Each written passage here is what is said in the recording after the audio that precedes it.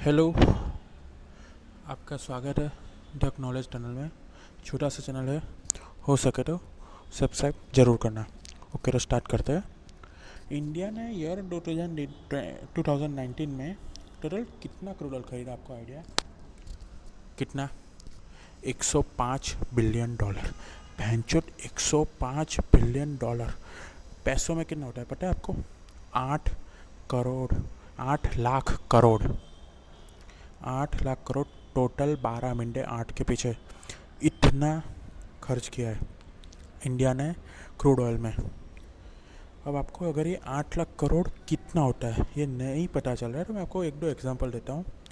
आपको पता है 2019 में टोटल हमारे देश में कितने टू व्हीलर वेहिकल्स है? हाँ, मतलब बाइक, स्कूटर, एक्टिवा, टोटल तकरीबन 90 लाख के आसपास। हम 1 करोड़ गिन लेते हैं। अगर एक टू व्हीलर का भाव 75,000 है तो टोटल हमने टू व्हीलर के ऊपर 75,000 करोड़ खर्च किए 2019 में। 8 लाख करोड़ उसका 11 गुना है, 11 गुना। एक और एग्जांपल ले लेते हैं। आपको पता है ना बुलेट ट्रेन का खर्चा कितना है? टोटल 1 लाख करोड़। 8 लाख करोड़ उसका 8 गुना है। मतलब हम 8 बुलेट ट्रेन बना सकते हैं, वो भी हर साल इतने पैसों से। माँ कसम, हद हो गई। ये दोनों भी आपको अगर नहीं मजा आ रहा है, मैं तीसरा एग्जांपल देता हूँ, वो सुनकर आपकी आंखें खुल जाएगी। आपको पता है इनकम टैक्स भरते हो, पता है ना कितनी मगजमारी होती है, क्या क्या होता है, ये भरो वो भरो। उसका टोटल हम सरकार को कितना मिलता है? मतलब पूरे देश जितना इनकम टैक्स भरता है वो टोटल कितना होता है, आपको आइडिया है? वो होता है टोटल 4 लाख करोड़। 8 लाख करोड़ उसका भी डबल है। मतलब कि अगर हम क्रूड ऑयल को खरीदना बंद कर दे तो पूरे देश को इनकम टैक्स देने की ज़रूरत नहीं पड़ेगी, उस लेवल का है। अब ये मेनली प्रॉब्लम और भी बहुत सारे हैं। जैसे कि हम इसके लिए हम विदेशी डॉलर यूज़ करते हैं, विदेशी मुद्रा भंडार। और ये बहुत बुरी चीज़ है क्योंकि विदेशी मुद्रा भंडार बहुत मुश्किल से हमारे पास आते हैं, बहुत मुश्किल है, और उसे हमें यूज़ करना पड़ता है। तो इसका अब क्या इलाज है?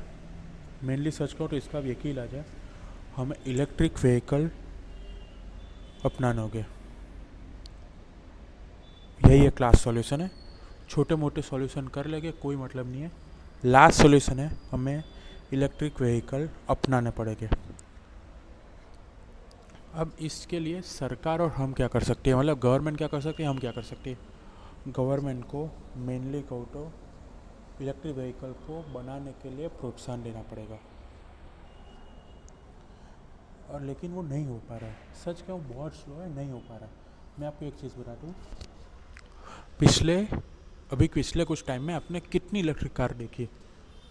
बहुत कम, बहुत कम, मतलब बहुत कम। शायद 3-4 न्यू कार आई है, और टू व्हीलर तो उतने भी नहीं है, मतलब है ही नहीं। और लोग खरीदते भी नहीं है, क्यों? क्योंकि हमारे पास इतने इलेक्ट्रिक पंप ही नहीं है। कहीं पे अगर इलेक्ट्रिसिटी ख़त्म हो जाए तो आपको कहीं पे पंप तो लगाने पड़ेंगे ना, कहीं से आप रिचार्ज कैसे करोगे? वो आपको जरूर है ही नहीं, करे क्या? अभी थोड़े टाइम पहले नितिन गडकरी है, हमारे रोड एंड परिवहन मंत्री, उन्होंने एक बात कही थी कि हम 2030 तक सभी कार को इलेक्ट्रिक कर सकते हैं। अच्छी बात है, मैं मानता हूँ बहुत अच्छी बात है, टेंशन करो। प्रॉब्लम ये है कैसे? मतलब आपने अब तक पंप ही नहीं लगा, एक पंप नहीं है। 2030 तक आप सारी की सारी गाड़ियों को इलेक्ट्रिक में कैसे कन्वर्ट करोगे? कुछ तो होगा ना, कुछ तो प्लान कोई बनाया ही नहीं है। अगर आपको 2030 तक अगर आपको करना है तो एटलीस्ट अब तक आपके 8-10 हज़ार पंप लग जाना चाहिए। सॉरी, 800,000 पंप लग जाने चाहिए, लेकिन नहीं लगे। क्या करोगे आप? अब ये हो गया गवर्नमेंट की बात, गवर्नमेंट को इसके लिए करना पड़ेगा। अब सोचो कि हम क्या कर सकते हैं। अब आप अपने घर में देखोगे 2 से 3 स्कूटर हो गए, किसी के घर में 4, मतलब हर एक सदस्य के लिए एक स्कूटर होता ही है। उनमें से ज़्यादातर को क्या होता है कि एक स्कूटर तो घर पे रहता ही है, क्योंकि हर कोई को एक साथ बाहर नहीं जाना होता है। तो उस चीज़ के लिए मैं कहता हूँ कि एटलीस्ट अपने घर में एक स्कूटर इलेक्ट्रिक कर अपनाओ।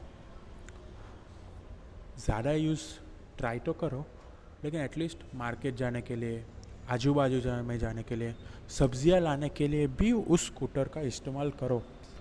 अगर थोड़े से शुरुआत करेंगे हम, एटलीस्ट अगले 3-4 साल अगर इस तरह से इलेक्ट्रिक व्हीकल का यूज़ बढ़ा, तो गवर्नमेंट इसके पीछे आगे और स्टेटस लेगी और थोड़ा होगा, पॉल्यूशन कम होगा, और वो सब अलग मैटर है, वो सब अलग फ़ायदा होगा, वो अलग। लेकिन मेनली हमारे हर साल के $105 बिलियन 8 लाख करोड़ रुपए बच जाएंगे। वही है। Thank you.